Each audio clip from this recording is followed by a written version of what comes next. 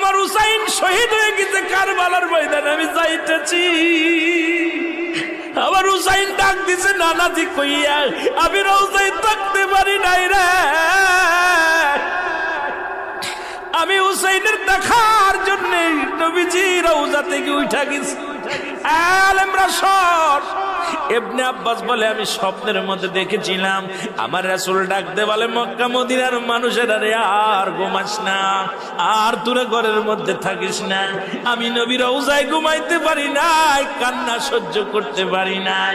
ওদিন আমিও ফাতেমার নবীও না আমি সহ্য করতে পারি নাই। আমার হুসাইন যখন ডাক দিয়েছিল না নাজি ইয়া মুহাম্মাদ